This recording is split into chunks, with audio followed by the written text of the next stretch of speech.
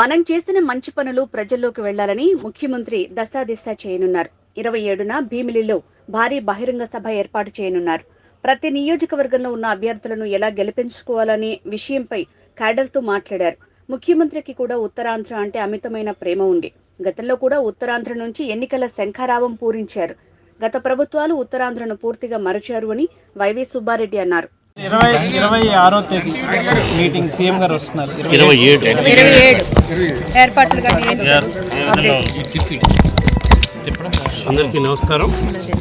ఈ నెల 27వ తారీఖున రాష్ట్ర వ్యాప్తంగా ఎన్నికల ప్రచారంలో భాగంగా గౌరవ ముఖ్యమంత్రి మా పార్టీ అధ్యక్షుడు జగన్మోహన్ రెడ్డి గారు ఉత్తరాంధ్ర జిల్లాలకు సంబంధించిన క్యాడర్ పబ్లిక్ మీటింగ్ క్యాడర్తో మాట్లాడి ఇంటరాక్ట్ అయ్యేదానికి ఏ విధంగా రేపు రాబో ఎలక్షన్స్లో మనం ప్రతిపక్ష పార్టీలు చేసే కుట్రను తిప్పికొట్టి మనం చేసిన మంచి కార్యక్రమాలు ప్రజల్లోకి తీసుకెళ్ళి మన 174 నియోజకవర్గాల్లో మన అభ్యర్థులకి విజయానికి ప్రతి కార్యకర్త ఏ విధంగా పనిచేయాలి అని దిశ నిర్దేశించే కార్యక్రమానికి ఉత్తరాంధ్ర జిల్లాలకు సంబంధించిన 34 నియోజకవర్గాలకు సంబంధించిన బహిరంగ మీటింగ్ బహిరంగ సభ క్యాడర్తో బహిరంగ సభా కార్యక్రమం 27వ తారీఖు మధ్యాహ్నం 2 గంటలకి భీమిలి నియోజకవర్గంలోని ఆనందపురం జంక్షన్ దగ్గరలో స్థలాన్ని ఫైనలైజ్ చేశారు. ఈరోజు స్థలంలో ఏర్పాట్లు కూడా ముమ్మరంగా పనులు కూడా స్టార్ట్ చేశారు.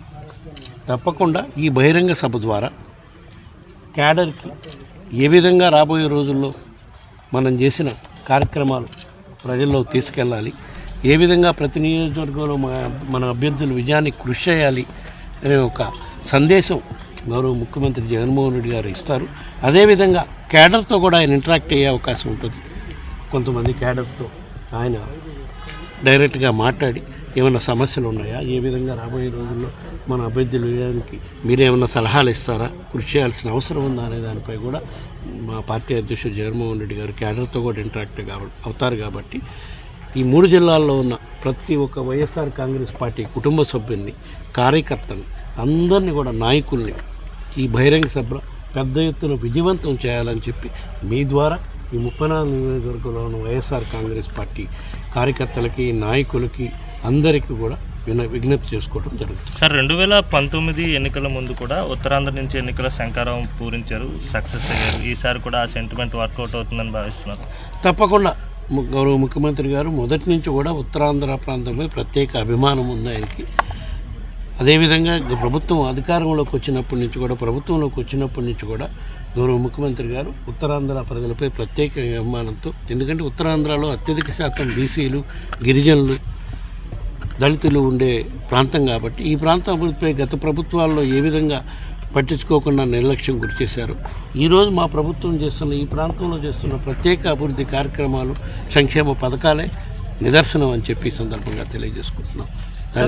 దానికి ఎగ్జాంపుల్ శ్రీకాకుళం జిల్లా తీసుకుంటే గత ప్రభుత్వంలో కానీ అంతకుముందు ప్రభుత్వంలో ఉన్నోళ్ళు కానీ ఎప్పుడన్నా కిడ్నీ బాధితుల కోసం వాళ్ళకి శాశ్వతంగా వాళ్ళ వ్యాధి నుంచి ఆ ప్రజల్ని కాపాడటం కోసం ప్రత్యేక శ్రద్ధలు తీసుకున్న దాఖలాలు లేవు.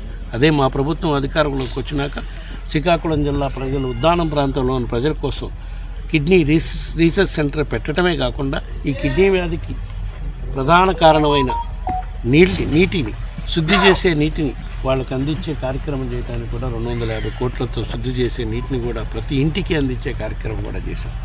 అదేవిధంగా ఉత్తరాంధ్ర ప్రాంతంలో మెడికల్ కాలేజీ, హాస్పిటల్స్, విజయనగరంలో మెడికల్ కాలేజీ, ఇక్కడ విజయనగరంలో 500 crores హాస్పిటల్, అనకాపల్లి జిల్లా నర్సీపట్నంలో 500 crores హాస్పిటల్, అన్నిటికన్నా గొప్పది శ్రీకాకుళం జిల్లా మాలపేటలో పోర్టు నిర్మాణం సుమారుగా 4,000 కోట్ల రూపాయలు, ఇంటర్నేషనల్ ఎయిర్పోర్ట్ భోగాపురంలో విజయనగరం జిల్లాలో. ఈ విధంగా ప్రతి జిల్లాకి మేము ఇన్ని గొప్ప కార్యక్రమాలు చేశాము. కాబట్టి ఈ ప్రాంతం నుంచే మన విజయానికి ఎక్కువగా అవకాశాలు ఎక్కువ ఉంటాయి. కాబట్టి ఇక్కడి నుంచే ప్రారంభించాలి అని చెప్పి గౌరవ ముఖ్యమంత్రి గారు నిర్ణయించడం.